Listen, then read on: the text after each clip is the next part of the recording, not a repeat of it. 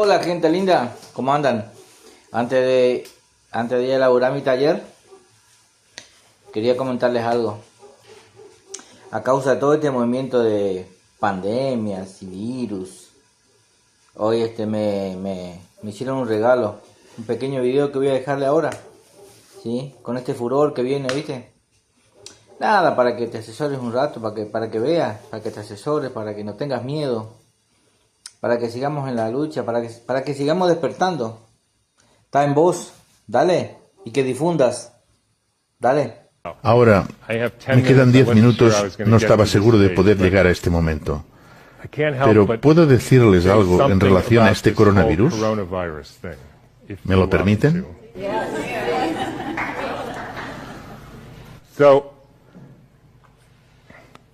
Repito, cuando conozcan la obra de Rudolf Steiner tendrán la respuesta al test, pero necesitan calcular los detalles. En 1918, después de la gran pandemia de la gripe española de 1918, se preguntó a Steiner a qué se había debido aquello. Y él contestó, los virus son simplemente la excreción de una célula intoxicada. Los virus son trozos de ADN o de ARN o de alguna otra proteína que se han expulsado de la célula. Se manifiestan cuando la célula está envenenada. No son la causa de nada.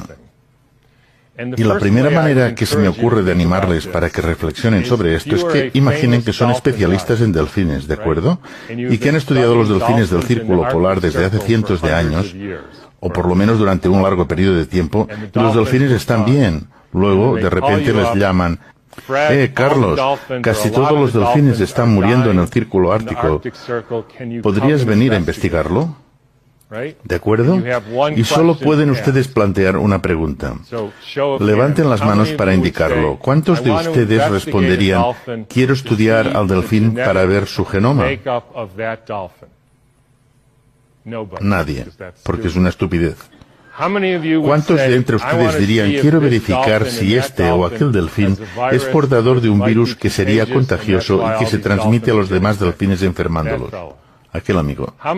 ¿Cuántos de entre ustedes dirían, ¿no será que están envenenando el agua? Como con el Exxon Valdez. ¿Nadie? Todos. Porque eso es lo que ocurre. Las células se encuentran intoxicadas y ellas intentan limpiarse excretando residuos que nosotros denominamos virus. Si estudian las teorías actuales de los virus, que se denominan exosomas, la última conferencia del Instituto Nacional de Salud de Estados Unidos, que habla de la complejidad de los virus, constatarán que se corresponde totalmente con las teorías actuales sobre lo que son los virus. De niño, y a medida que me hacía mayor, tuve un dramático ejemplo de ello. Fuera de mi casa, hacia la derecha, había unos pantanos. Estaban llenos de ranas y me despertaban por la noche. Yo daba golpes en los cristales, en primavera hacían un ruido espantoso. Y con el tiempo, todas las ranas fueron desapareciendo. ¿Cuántos piensan que las ranas tenían una enfermedad genética? ¿Cuántos piensan que las ranas tenían virus? ¿Cuántos piensan que alguien le echó DDT al agua? Es lo que pasó. Las enfermedades son una intoxicación.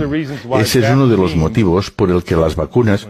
Permítame que me desvíe un minuto. Entonces, ¿qué es lo que pasó en 1918? Cada pandemia de estos últimos 150 años se corresponde a un salto cuántico en la electrificación de la Tierra.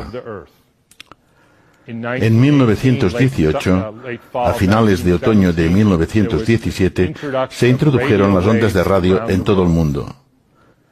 Cuando se expone a cualquier ser vivo a un nuevo campo electromagnético, se le envenena, unos cuantos mueren y los demás entran en una especie de inactividad. Y lo interesante es que viven algo más de tiempo, pero enfermos. Y con la Segunda Guerra Mundial se inició una nueva pandemia con la introducción de los radares en toda la Tierra, envolviendo a la Tierra con los campos electromagnéticos emitidos por los radares. Era la primera vez que los seres humanos se veían expuestos a algo así. En 1968 hubo la gripe de Hong Kong. Era la primera vez que la capa protectora del cinturón de Van Allen, cuya función es la de integrar los rayos cósmicos procedentes del Sol, de la Luna, de Júpiter, etc., de integrar todo eso y distribuirlo a todos los seres vivos terrestres.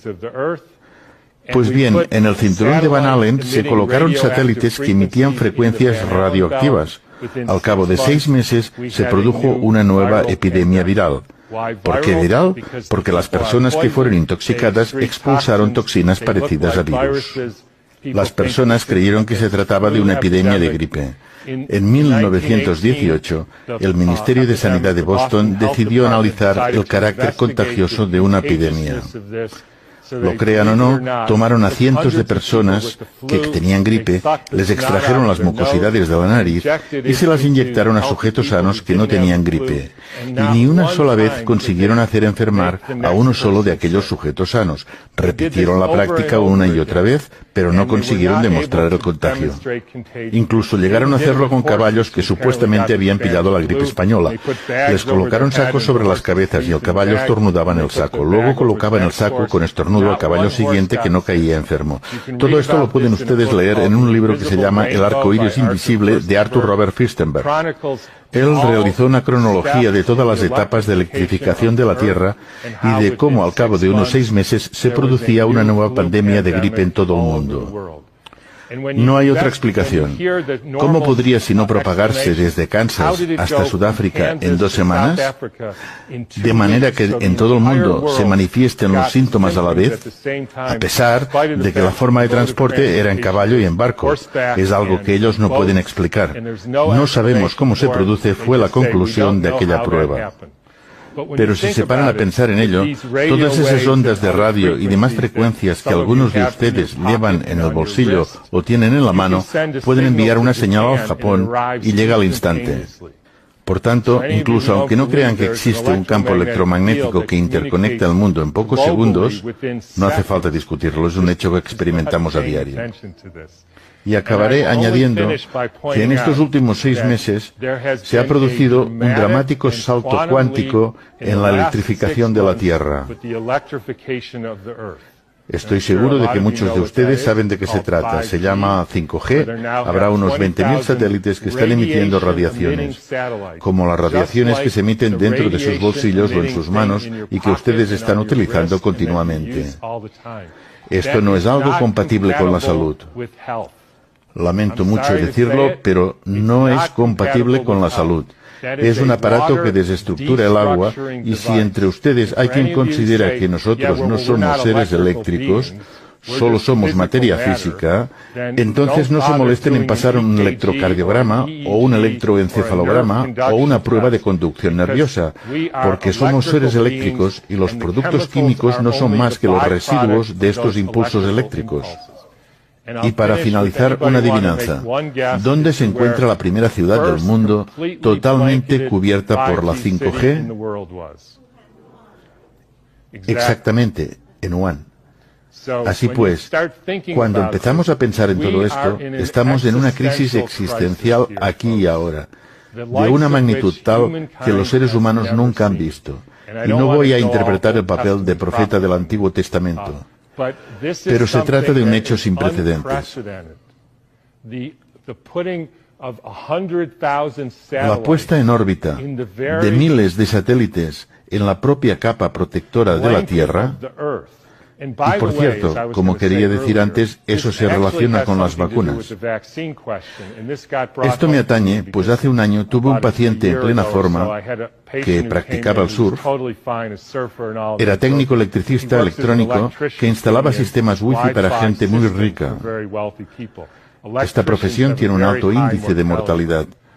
A pesar de todo, él se encontraba bien, pero un día se rompió el brazo y le tuvieron que poner una placa metálica. 3 meses más tarde no podía salir de la cama, tenía arritmia y agotamiento total. Nuestra estabilidad funcional depende de la cantidad de metal que tengamos en el cuerpo, así como de la calidad del agua de nuestras células. Por ello, si empiezan a inyectar aluminio a la gente, se vuelven receptores que absorben de forma amplificada los campos electromagnéticos. Y esto es un perfecto caos que puede explicar el tipo de dolencias que nuestra especie experimenta en la actualidad.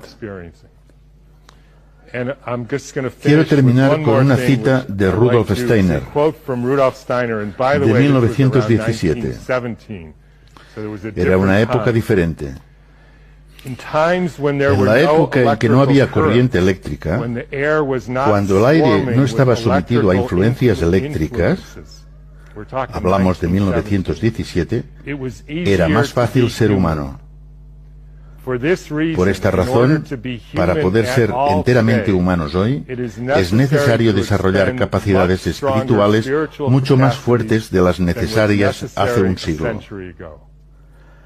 Así, les dejo este consejo. Hagan lo posible por desarrollar sus capacidades espirituales, pues es verdaderamente difícil ser un ser humano en nuestros días. Gracias por escuchar.